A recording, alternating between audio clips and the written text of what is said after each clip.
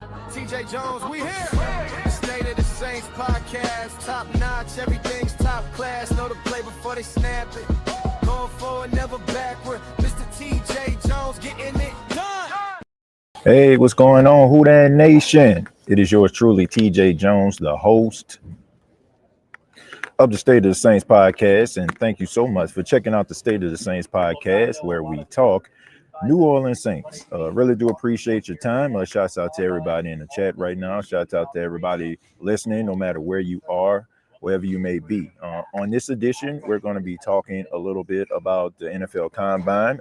If you're watching this on a Friday, the quarterbacks, running backs, and wide receivers took to the podium on today. And it's always an exciting time because this is what everybody looks forward to, because the quarterbacks, the running backs, and the wide receivers are the ones that people polarize. They feel like these particular positions can change the misfortunes of their franchise. And, you know, there's a lot that we have to discuss, a lot of things that we need to talk about. Of course, I'm going to be reading your questions and your comments. But in the meantime, make sure that you subscribe to the channel and also follow me on social media, on X at TJAY Jones 8, TJAY Jones 8. Also on Instagram at TJ Jones _. Put a lot of content out, a lot of videos, interviews, but not only just, you know, high profile guys, but guys that are diamonds in the rough and could see their name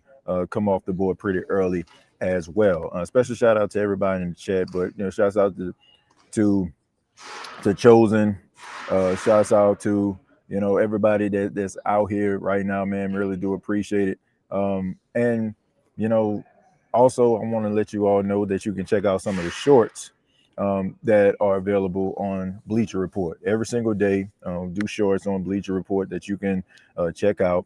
I put one out as of today, just talking about the NFL Combine and some of the things that were discussed from some of the podiums, you know, I was able to go to. Shouts out to Jerry. Appreciate you for being here, Jerry. Appreciate your time.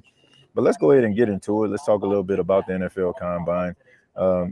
Number one, once again, the quarterbacks, the running backs, wide receivers, that is the positions everybody care about for the most part, right? Unless your offensive line is trash, special team is trash, but these are the positions that people care about because they want to see change within their organization. If you are a struggling franchise and you get yourself a quality quarterback, it can just change everything about your organization. If you can get yourself a solid running back around November, December, when things get, you know, when weather starts to change, you have to run the football. I mean, it can really change the dynamic. We've seen what happened in the Super Bowl with Kenneth Walker and how he was able to help the Seattle Seahawks submit a Lombardi trophy. So, and as far as the wide receiver position, you get yourself a wide receiver, you know, and next thing you know, like your team is a legit contender because now you have a quarterback that can throw someone the ball and he can get open and make some plays. But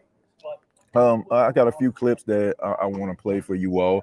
I talked to a few individuals. The first one I want to talk about is Carnell Tate. Carnell Tate, of course, the wide receiver out of Ohio State, the standout. A lot of people feel he is going to be the number one wide receiver taken off of the board. I spoke to him and asked him, did he speak with the New Orleans Saints? And this was his response. About the Saints and also quarterback Tyler Shough.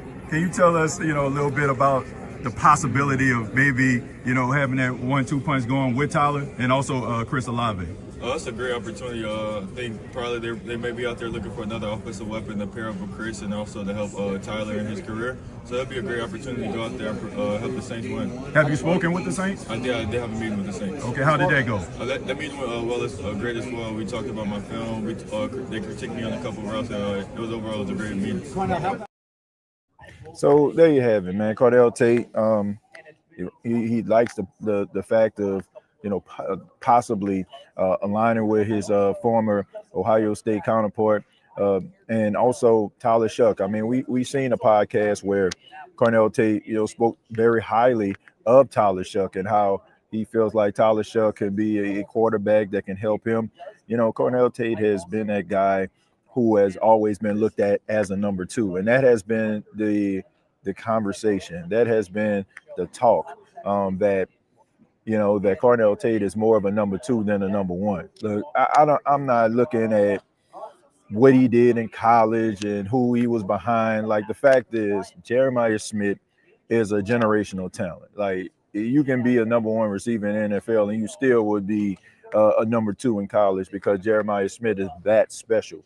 But we have seen wide receivers come to the league and they may have been looked at as a number 2, probably not the go get them number 1 on a collegiate level. But when they come to the pros, they end up, having some monster seasons and end up being a number 1 receiver. I always talk about Michael Thomas. Michael Thomas was not a number 1 receiver in college, but when he went to the New Orleans Saints, he had that alpha dog mentality, and he ended up being that number 1 wide receiver for the Saints. So I think that Cornell Tate will be a really good, solid wide receiver. I just don't like the fact that people try to poke holes in guys' game. They try to put a square peg into a round hole. I said it on the last episode. If a guy is a dog, he's a dog, right? I mean, don't try to make it harder than what it has to be.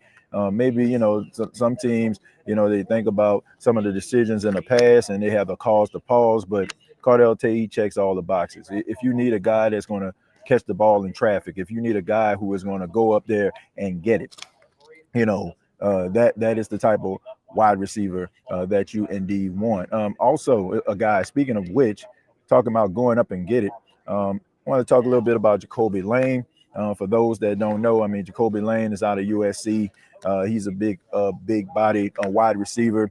I asked him about his game and who does he look at in order for him to polish his game. Is there anybody out there that he tries to compare himself to? And he had a very interesting response. Check it out. Jacoby, who are you watching polish your game? Or is there any NFL player past or present that you look at and be like, yeah, that's where I aspire to be, or even supersede? Yeah, I don't try to restrict myself to one receiver or anybody. I think it's a big thing for me to be able to take multiple things from everyone's game. So guys like Jamar Chase, guys like Keenan Allen, Mike Evans, the list goes on. But at the end of the day, I am my own receiver, and I feel like I am not only a great receiver, but a great personality. So being able to be someone that the teams can, or the players on the team can relate to is a huge thing for me. I feel like I'm the best teammate in the draft as well as the best football player. I like Jacoby Lane, man. That's a guy that's really sure of himself, and he wants to carve out his own lane. And when you have wide receivers like that, man, I think that is a plus. It's no disrespect to any of the wide receivers from the past or the present, but it's just the fact that you feel like you bring something different to the game. I mean, he's a big-bodied guy. Like I said, he's 6'4", 200 pounds. And, he's a guy that can be a big target for you, especially in the middle of the field. Now, the question is, does he possess those same similar skills of a Devon Vele? And when I look at his tape, he kind of reminds me of that type of wide receiver, a guy that is pretty sure-handed and can make some plays, man, come down with the football. So the question is, will the New Orleans Saints look at the situation like, we already got a guy like a Jacoby Lane? But at the end of the day, he's going to end up finding a home, and I think he's going to be a solid receiver. Now, when I look at him, I don't see a number 1 receiver. I see more of a guy, if you follow the Arizona Cardinals, someone like Mike Wilson. Michael Wilson is a guy that's pretty sure-handed.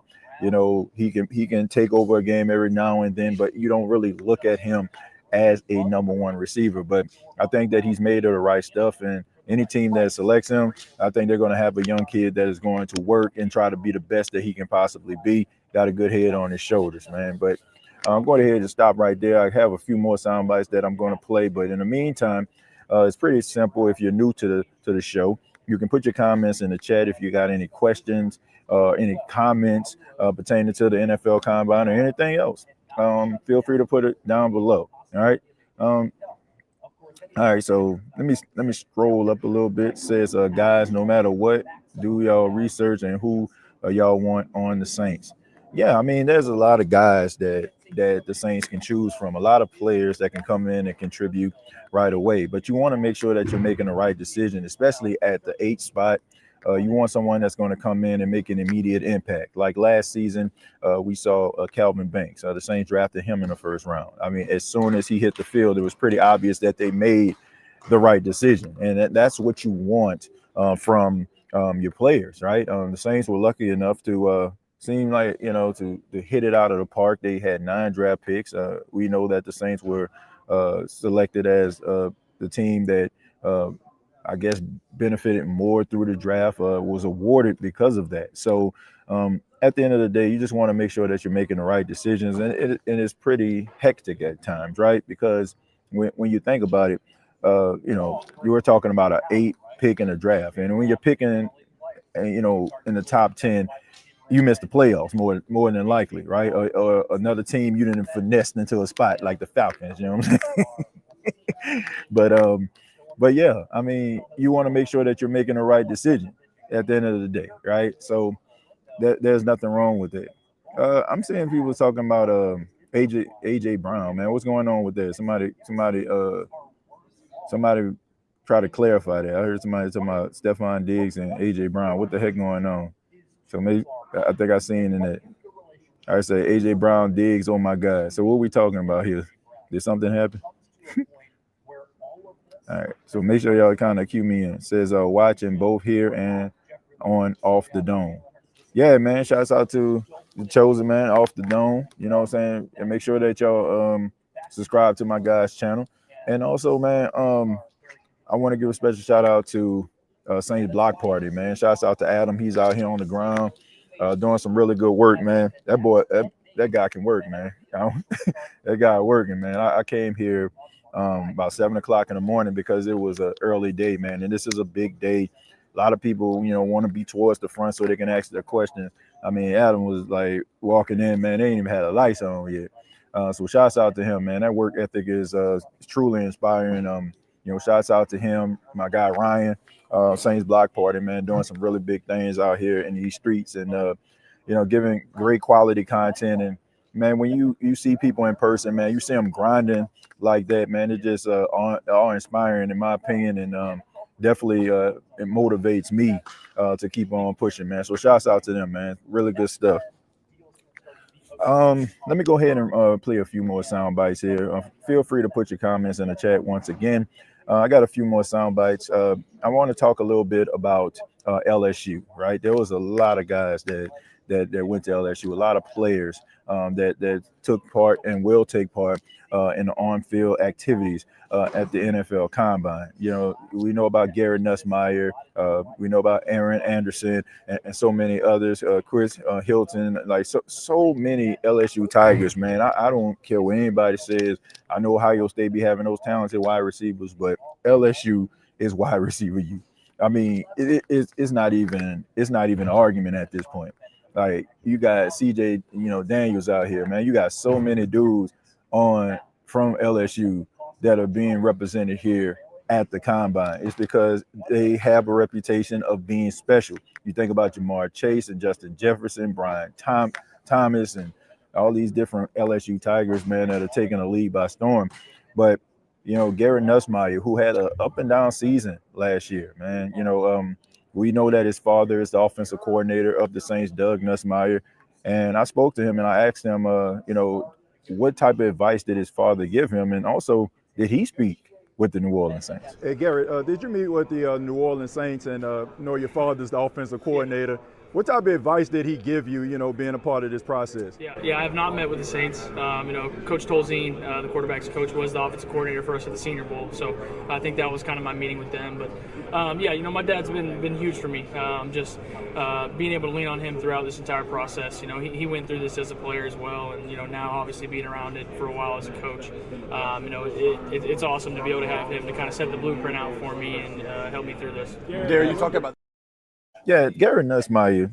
If you every time I walk around like the Combine, speak to people when they talk about Garrett Nussmeier, they talk about how smart he is, man, how intelligent he is as a football player. And of course, we know once again his father is the offensive coordinator of the New Orleans Saints, Doug Nussmeier. So, I mean, as far as he can remember, he understood football because of his father. But the question is for Garrett Nussmeier, can he be able to be a better pro than he was a college football player? Like, I just look at Garrett Nussmeier. I think he's made of the right stuff, but sometimes it just feels like he just does not make the right decisions. And maybe it's just one of those situations where guys can end up being better pros, right? Better pros than they are collegiate athletes. But I think it all matters where he goes in the draft. I think that you have to go to the right spot. You have to go to a team that actually has a plan for you. You can't just be, lost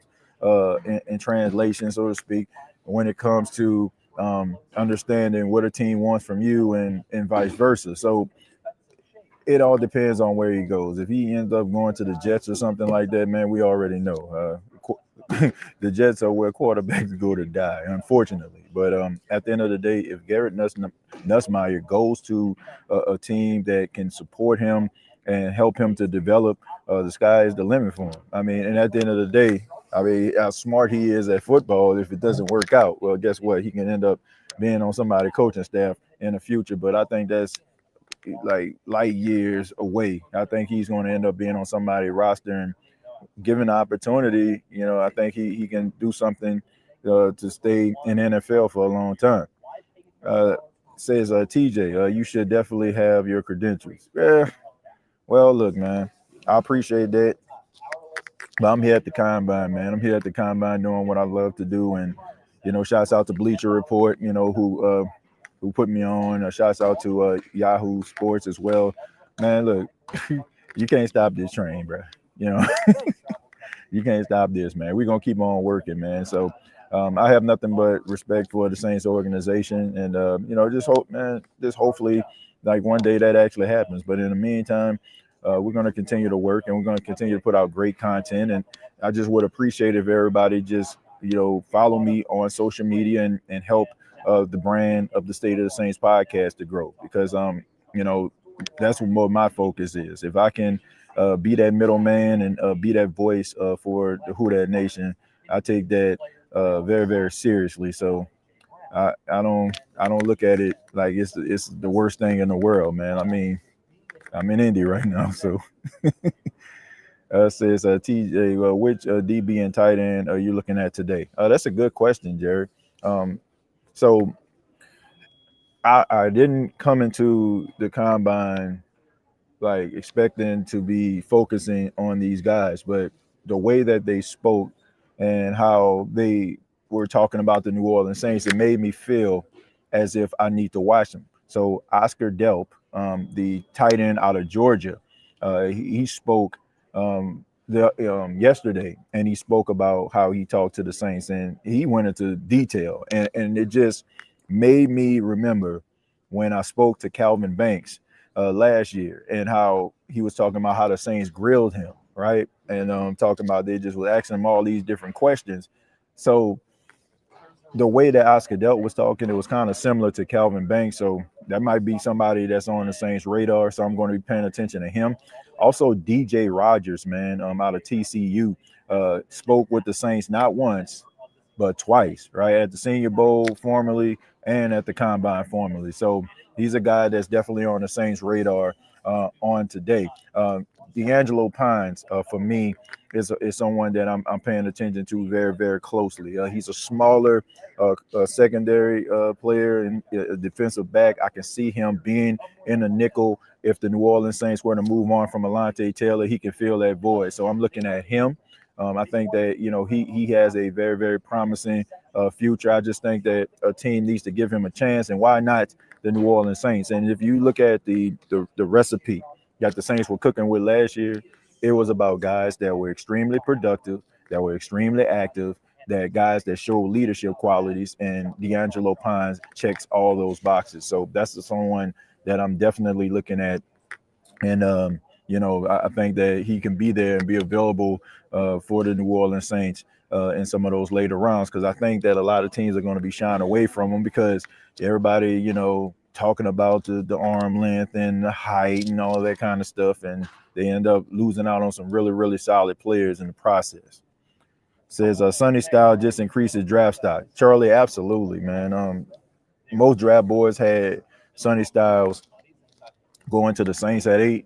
I don't even think he getting out of the top 5. The way that he performed at the Combine, I mean, and I watched this in real time. Like, this guy is a freak athlete. 45-inch vertical, Man, just 12 inch broad jump. Like this dude was so flawless in his execution on the broad jump. They made this dude do it again because they couldn't believe what they saw. You know, like the vertical leap. I mean, just incredible. And the best thing about it is, so I'm actually watching this guy works out. I mean, he just kills it on a broad jump. He kills it on a vertical leap. And he does all these different like freakishly athletic things. And then when he was done, he just know he killed it. He took his cleats off, put his warm-up back on, and walked clean across the field looking like Mac Hollins. So no shoes on, just went barefoot, man. He just knew that he killed it. So but yeah, man, Sonny Styles, I would be shocked. I would be honestly, I would be shocked if he gets out of the top 5, and I think that a lot of teams are going to be interested in him. And I'm so confident. I know that Arvell Reese is the guy that they feel is going to go first, but I think Sonny Styles performed so well. I think that he might even go before Arvell Reese does. Like seriously, I think he had that type of performance at the combine, because I mean he was already talented. People knew he was talented, but I mean to just reassure everybody, I just think that he's probably going to be top 3, top 5. TJ, if Jeremiah Love is not selected at 8 in the draft, what other players you're looking at 8? Well, if Jeremiah Love is gone by 8, and a lot of rumor and innuendo around here, the Giants are interested in him. They're very high on him. I mean, the Giants got other needs that they have, but at the end of the day, if they were to get Jeremiah Love, I would have to say Makai Lemon. I think that he kind of sold me on him on today, because I mean this dude was like dialed in, man. I mean he was like, you can tell, man, he got some killer in him, and I think that would be a good move for the New Orleans Saints. Also, man, if you can get yourself a defensive player, like a Ruben Bain or something like that, if he ends up falling, the rumor around, well, it ain't even a rumor. We talk about his small hands and stuff, some of the smallest hands they ever seen. If teams like kind of, back off of Ruben Bain, he can be there for the New Orleans Saints. Look, I like him. I think that he has a high motor, a lot of comparisons to Brandon Graham. He's not a guy that's going to just go out there and just, be a freak athlete. He's just a guy that just wins his rep. And, we seen guys like this, like Cam Jordan. Like Cam Jordan is just a high motor defensive end. And if you look at Cam when he first came into the league, I mean, he was just a really good run stopper. He kind of came into his own, became that pass rush that he needed to be and be flirting with the Hall of Fame, which I don't even think he should be flirting with. He should be a Hall of Famer, in my opinion. So, Ruben Bain can be a guy that I think could be available for the New Orleans Saints if Jeremiah Love is off the board. But regardless, I think what you want to pay attention to is something that can help Tyler Shuck very, very early, right? I think that you need to set the tone and be able to build something around him, build a offense that can be able to hold their own on the offensive line, and also be able to complement Tyler Shuck, whether it's in the running game, whether it's in the passing game.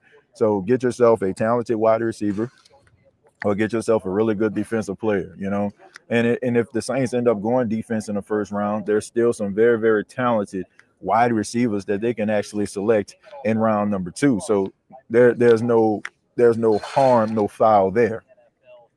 All right, so gonna go ahead and move on. Spoke to a few more people at the NFL Combine. I want to give a special shout out to Jacob Hester on Off the Bench. If you have not checked out the video, check out the interview that I conducted with Jacob Hester, LSU great.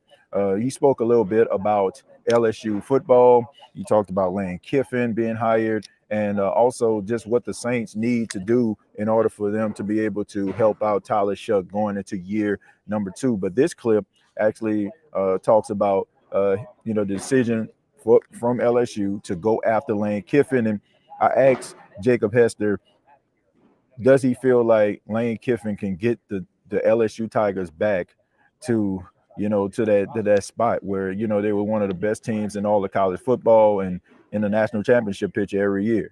This is what he said. Lane Kiffin becoming a head coach. What are your thoughts on that move? And do you think that he can bring back that supremacy that is LSU football. You have to. Look, it's an expectation that it crumbles some people. It's not going to crumble him. I mean, Lane wants all the pressure. I love everything he's done to this point. He's embraced the community. Look, we know Louisiana is a special place. It's a unique place. If you take care of them, they'll take care of you. But you've got to embrace it.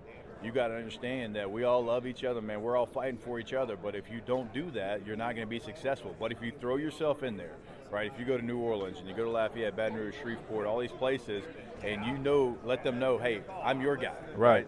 I'm here for you. I'm here for the entire state of Louisiana. Then I think you'll do really well. Yeah, so to check out that entire interview, you can go to the YouTube channel. It's up right now, so make sure that you check it out, man. And a special shout out to Jacob Hester, man. He was kind enough. He was actually in between breaks for his national radio show. And, he took a little time out to speak with me. So special shout out to Jacob Hester, man. It was pretty cool, man, because Jacob Hester was that guy when I was growing up as a kid, man, watching LSU. And we were around the same age, man. So when he was in college, I was in college too. But just watching Jacob Hester, man, this guy was a LSU legend. And just being able to chop it up with him was pretty dope. So special shout out to him. Also, another clip. Now, this ain't got nothing to do with anything. I mean, I think we all are in agreement when it comes to Fernando Mendoza. Fernando Mendoza more than likely will be the #1 overall pick. I joked with the other reporters here at the Combine. I was like, if you're not a Raiders reporter or somebody that follows the Raiders, like, and you're in the back, just let those Raiders, reporters and to come on, slide to the front, right? Everybody, just laughed about that. But I think it's pretty obvious that Fernando Mendoza is going to go #1 overall unless something crazy happens, like somebody calls in the midnight hour and gives the Raiders something, offer they can't refuse. But I did ask Fernando Mendoza about some of the wide receivers that he was throwing the ball to. Omar Cooper Jr. as well as Elijah Sarride, who I'm very familiar with. On top of covering the Saints, I cover Coastal Carolina, so I've seen this guy James Madison just cook up the shots, man. But I asked them about how those guys contribute to the success of a magical season for Indiana. Both of those guys are going to be a part of this process. Can you talk to us a little bit about those guys and what makes them special? Yeah, Omar Cooper Jr. and Elijah Sarride, those are two guys that made this year special. They're a huge part of the community in Indiana, having such an elite receiver corps. I believe those guys deserve more love. Elijah and Omar are two of the best receivers in the nation. Obviously, this receivers class of stacks. There's so many great receivers. But I've been so fortunate enough and lucky enough to build equity with those guys and chemistry and be able to throw those guys all season. And to see the production, I think something crazy. Omar had 13 touchdowns, Elijah had 15. Wow. It's a crazy stat line right there. Being able to have the success, grow and learn with them. Has been special. Those, no matter what happens, hopefully, I'll end up with them with the NFL team one day. But I'm very fortunate. Those are my brothers for life.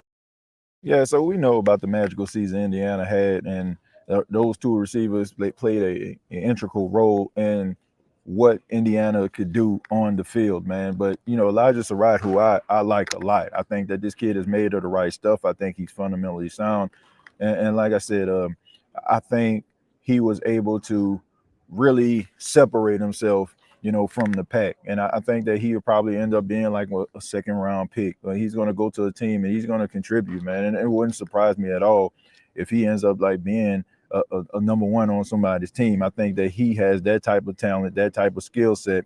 And also Omar Cooper, man, got some real dog in him, man. And he can be a guy that I think that can be a compliment to your #1. I think he'll be a sure-handed guy. I think that if your #1 goes down, he can be able to pick up the slack. So two really talented wide receivers coming out of Indiana. And Fernando Mendoza has some really talented players he can throw the ball to. But like I said, Fernando Mendoza, what are we talking about here? You got Clint Kubiak, who was hired by the Raiders. I'm pretty sure that was an incentive. And I think that he will, get with Fernando Mendoza, and I think that he'll get the best out of him. I mean, if you're a New Orleans Saints fan, you already know Clint Kubiak is a really good offensive coordinator.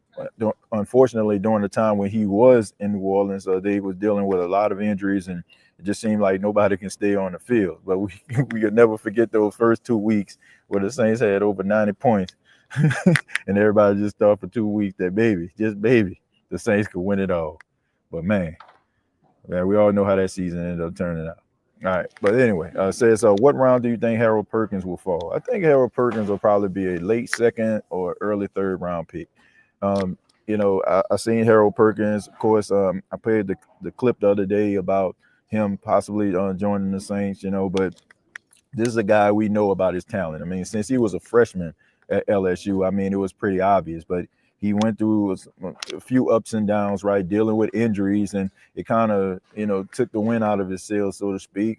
But he's still a talented guy, and I think that if he goes to the right team, he'll be able to contribute.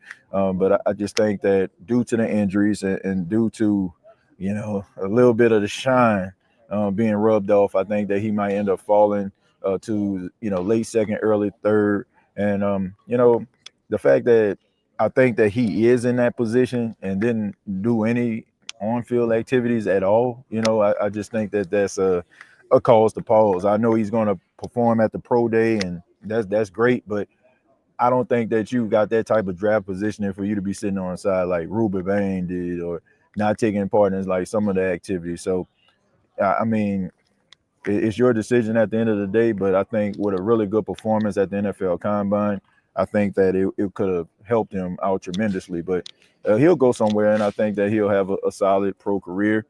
But like I said, I think it has a lot to do with the shine being taken off due to injury and some setbacks in his career. But my final clip that I'm going to play is from running back Jeremiah Love. Jeremiah Love spoke to the media on today. And, of course, Saints fans are excited about this. Ever since Jeff Duncan came out with this, and people are like, you know what? I think I can see that happening. Jeremiah Love is a talented guy. I mean, every team in the National Football League would love to have a running back like Jeremiah Love, especially since you have seen over the last couple of years guys like Bijan Robinson and Jahmyr Gibbs come into the league, and they provide that, that change of pace back. They can run in between the tackles, catch the ball out of the backfield, never have to leave the field.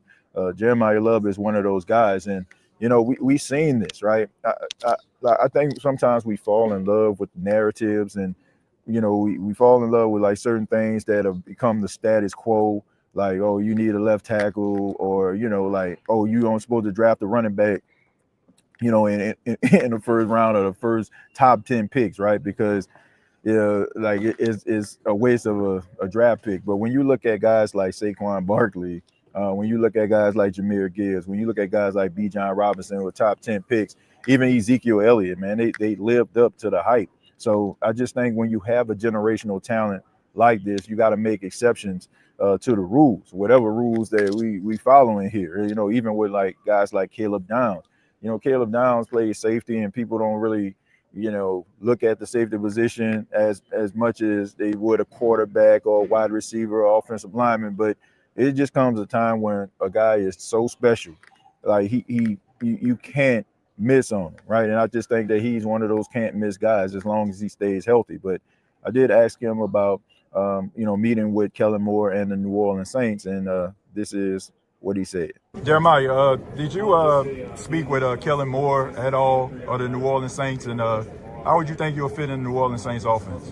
I spoke with all the New Orleans Saints staff that was there. I feel like I'll fit in well anywhere. I feel like NFL or the coaches in the NFL have a plan for every player that they potentially want to draft. So, I'm blessed to go to the Saints. They'll find a way to use me like they did Alvin Kamara. So, just looking forward to go anywhere. Blessed to go anywhere. Yeah, so, he is right. Anywhere he goes, a team is going to try to, build something around him because he is that dynamic. But I think every team has spoken to Jeremiah Love because of how talented and how special he is. But we know about the Saints running game. It has not been the same since 2018. Like it's probably peak Saints on when it comes to the running game. When you had Alvin Kamara and Mark Ingram out there, man, just running the football. That was, where the Saints were really just flying high. We all fell in love with the dual interviews that featured Alvin Kamara and Mark Ingram, right? I mean, it was just amazing stuff to watch. But at the end of the day, you look at Alvin Kamara, he's been in the league since 2017. He's been dealing with injuries, and you have to find a way to be able to improve the running game. And it just seems like every time the New Orleans Saints try to find someone, they just get hurt. Kendrick Miller looked like he was ready to take the league by storm, had that really good game versus Buffalo, and then all of a sudden he's out for the season. And then you got Devin Neal, who showed flashes against Tampa, and then the next thing you know, he's out for the season. So the Saints need stability, and they need to win the battle of attrition when it comes to the running back position. But I just think that it is time for the New Orleans Saints to, acknowledge the running back position and try to get younger at the position. That doesn't mean that you're pushing out Alvin. I mean, if you respect Alvin, if you want Alvin to be available for you, late in the season, you want to be able to have somebody that's going to be able to split the load with him, right? Don't just put everything on his shoulders, man, because he's going to be 31 at the start of the season. And if we're talking about a 31-year-old running back with, multiple injuries over the last couple of years, you got to find some young player that can be able to alleviate some of the pressure off of him. Because if you don't, then you're going to be in the same situation. And then you're going to stunt the development, in my opinion, of Tyler Shuck, because now you're asking this guy to go out there and throw the ball all over the place because you don't have a running game to accompany him. If the Saints are going to be serious about winning the division, if the Saints are going to be serious about possibly making it back to the playoffs for the first time since 2021, then they're going to have to find a way to be balanced offensively. Like, I like the fact that Tyler Shuck showed promise. I like the fact that he was able to elevate wide receivers around him. That's great, but you don't want him to be throwing the ball 30 and 40 times a game, right? You want to be able to put the ball on the ground, be able to run in between the tackles. You want to be able to be dynamic and be balanced, because there are going to be games where defenses are going to be able to neutralize your passing game. So how are you going to be able to respond if the passing game isn't working? Well, you put the ball on the ground and try to run the football and try to win the line of scrimmage. But at the end of the day, you got to be able to get some help. And I think that Jeremiah Love definitely can provide that if the New Orleans Saints go in that direction. And, hey, if he doesn't get picked up before the Saints select that number 8, because, once again, there's a lot of teams out there that are in love, no pun intended, with Jeremiah Love.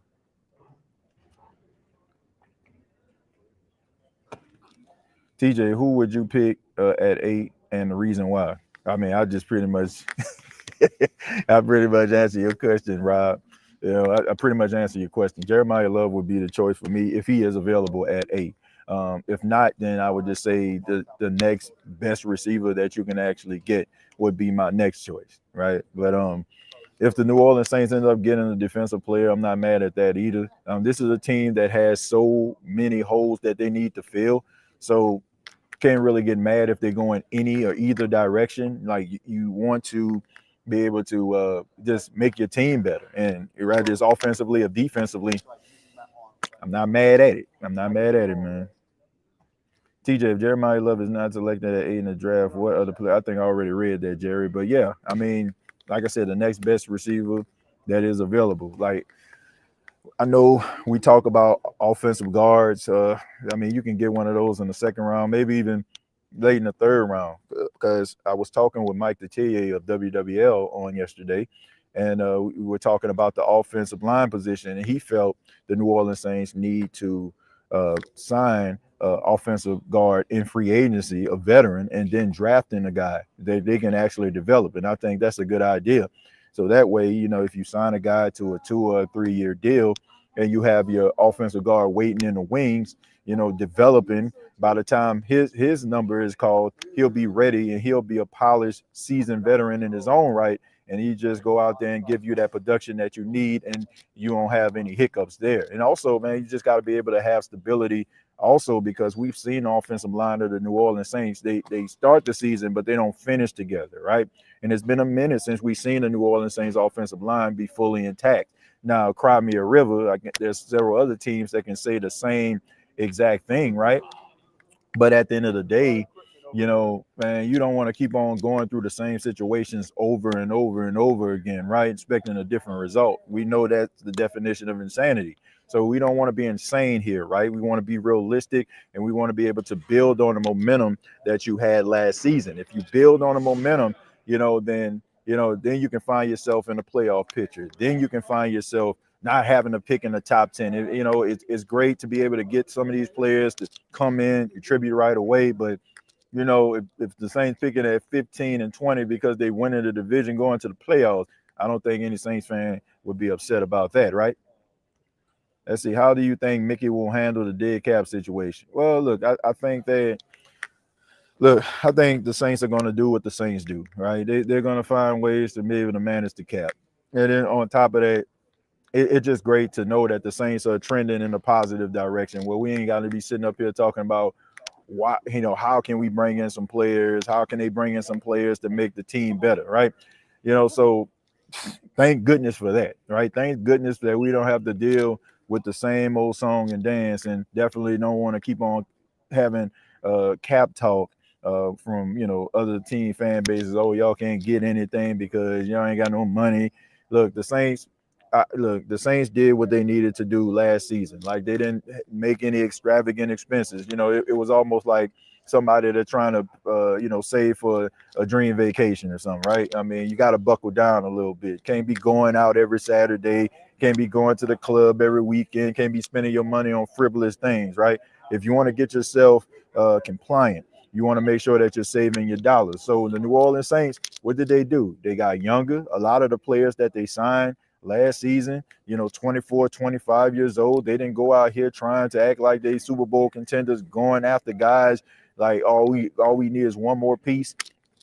They stayed the course. And also in 2026, they're going to be relying on guys that they signed like early last season who end up being on IR, like Jalen Polk and Trey Palmer. And those guys are going to be ready because they've been on the team. And I think that Jalen Polk, he just needed to change the scenery. You got Chris Olave out there. I feel like he's gotten his confidence back. I think that he trusts Tyler Shuck, and Tyler Shuck trusts him. I think the game that really cement that notion was the game versus the Carolina Panthers. We know that Chris Olave dropped a easy first down on the left sidelines, dropped the ball, right? He went right back to him. Boom, boom, boom. I'm talking about 4 consecutive plays, man. And when Chris Olave scored that touchdown to give the Saints the go-ahead lead versus the Panthers, like, that's when Chris Olave, to me, started to get his swag and his confidence back. And also the game before that, when the Saints played the Carolina Panthers, you got to think about this. This was a guy the year before got knocked out cold in Charlotte. Cold, right? He had to go back to the scene of the crime, so to speak. And he had to go out there and perform, and he scores a touchdown. And like I said, I mean, he exercised a lot of demons. So to me, I think that he's ready to emerge and possibly be that number one for the Saints, but you have to be able to put pieces around him. I think Trey Palmer will be a good piece. I think that Jalen Polk will be a good piece. It seems like he and Tyler Shuck have a really good friendship relationship. So that type of chemistry will translate to the field. And if it translates to the field, then guess what? We're talking about a better version of the New Orleans Saints. And, everybody wants that, because it's been a minute since the New Orleans Saints had played some real true football, some playoff football, some meaningful games that actually truly mean something. Not, like, oh, man, pride and all that kind of stuff. I'm talking about actually trying to win the division and being a much better version of a team. And I think it's time, man. I think that they have enough pieces and enough guys that are emerging from year one to year two that are going to be taking on leadership roles. And if they can follow it up with a really solid NFL draft, and man, we talking about the sky being the limit for the Saints here. Thoughts on Eli Stowers and how he could slide into the offense if he is available after addressing needs. Look, I think that Eli Stowers would be a really good addition to the New Orleans Saints. To me, I just think that the Saints need that true tight end. You know, Dallas Goedert is going to be on the market more than likely if he doesn't sign with the Philadelphia Eagles. There's some familiarity there with Kellen Moore, you know, being the offensive coordinator of Philly for that year where they went to the Super Bowl. So if the Eagles don't want to sign Dallas Goedert, then maybe the New Orleans Saints might pick him up. But I just think that the Saints need a true tight end, and Stowers is that true tight end that the New Orleans Saints need. You got yourself a style and finesse type guy in Juwan Johnson, you know, the pass catching wide receiver. But if you can get a guy that can not only catch the ball but also give you some quality blocking as well, I think that can be a really good 1-2 punch. You know, the question is, will the New Orleans Saints bring back Foster Moreau? Will they bring back Jack Stool? Only time will tell. I think that Foster Moreau is more than likely to come back because of the leader that he is and fan favorite that he is. And I think a lot of guys in the locker room like him. I think the organization likes him. So they might end up bringing him back. But Foster has been injured, and, you know, you can't really count on that every single week. So what do? You know, you try to bring somebody in that's going to make an impact and also bring in a guy that's a pretty well-rounded tight end. But Stowers would fit in just fine. TJ, did you catch Aaron Glenn sleeping on Thursday? Yeah, man, I caught Aaron Glenn, man. But I ain't going to talk about Aaron Glenn, man. I ain't going to talk about him, man. It was a long night for you guys, man. I'm going to just leave it at that. It was a long night for my guy, man. But look, yeah, man, I mean, that's not a good look, especially like when you look at the Jets organization and, you know, they've been in shambles, man. And, you know, the organization decided to bring him back, you know, and a lot of people aren't sure about that, right? They're not sure about him as the head coach of the team. And, you know, you're not instilling any type of confidence inside of your fan base, you know, drifting off like that. But look, man, I mean, I don't know, man. I mean, sitting up in there for hours, I will say this, it's not like an actual football game, right? We're talking about basically a job interview for these guys. So everybody's kind of quiet, you know, everybody's, you know, making sure that they give these guys the respect. It's almost eerie, man. It's almost like you watching golf. You know, guys are sitting around. And I'm telling you, man, you'll see, man, reporters drifting off, fans drifting off, you know, like, so, you know, like, it's understandable. And like I said, man, you know, I ain't gonna talk about my boy A. Glenn, man. I ain't gonna talk about him, man. You know, everybody was kind of, you know, everybody was just out and about. I'll just leave it at that. All right. Everybody was just out and about.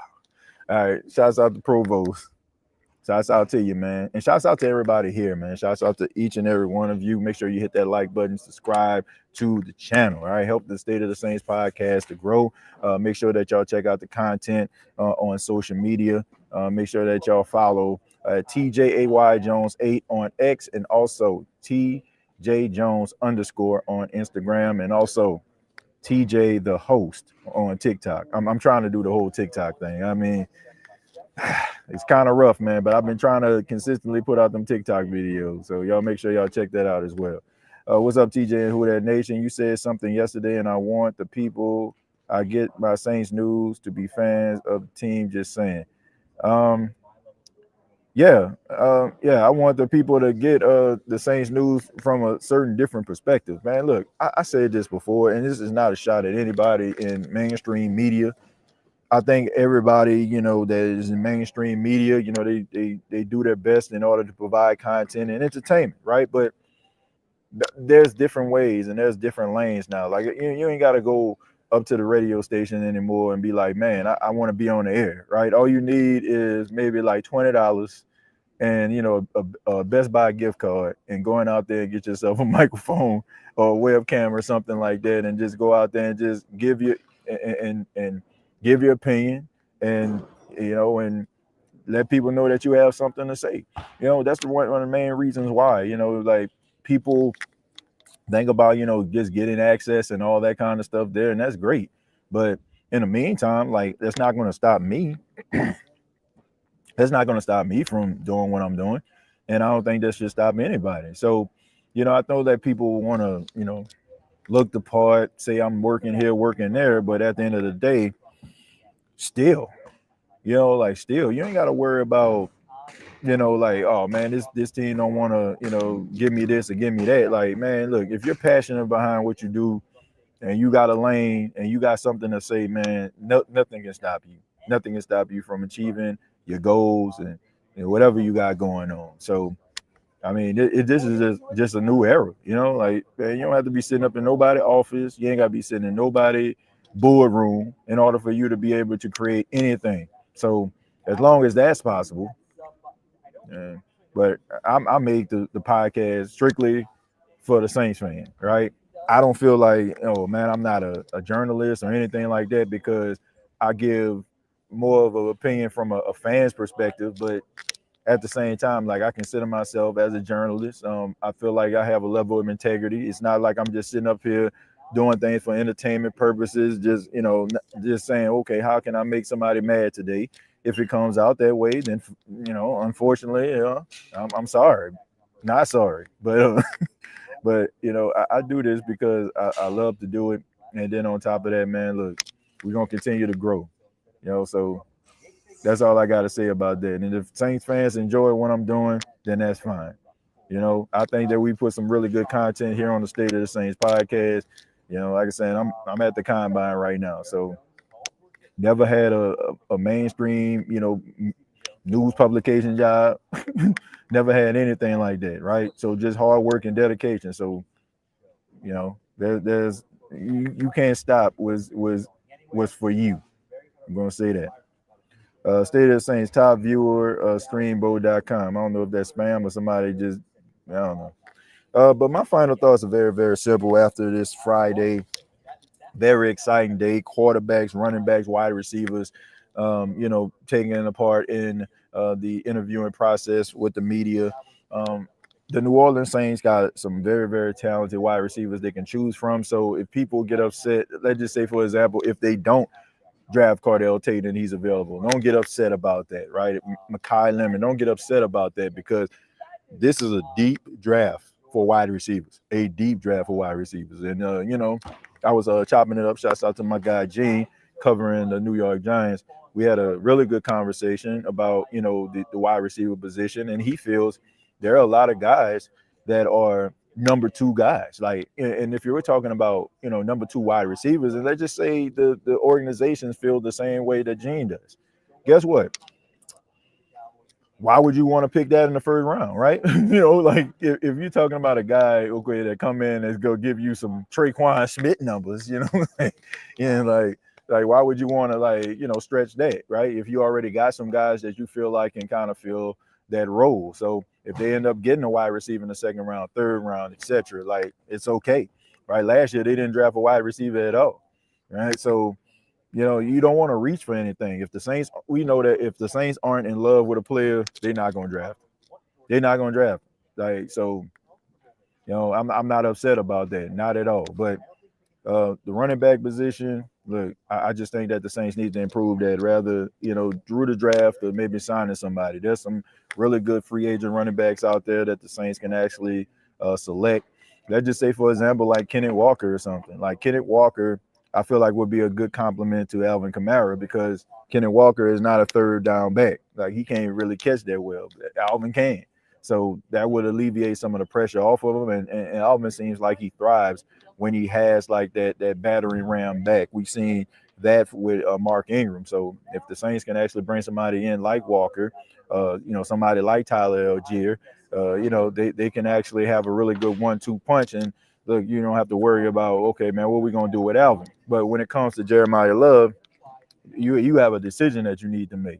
You have a decision that you need to make, because it's pretty much telling you that, man, we're not drafting this guy for him to sit on a bench. So should be interesting, man, as we head towards the NFL draft. But in the meantime, we are in Indianapolis for the 2026 NFL Scouting Combine. Keep it locked right here to the State of the Saints podcast for all your up-to-date information pertaining to your favorite team, the New Orleans Saints. Much love to each and every one of you. Make sure you hit that like button on your way out. Make sure you hit that subscribe button on your way out. And until next time, all I got to say is, who dat?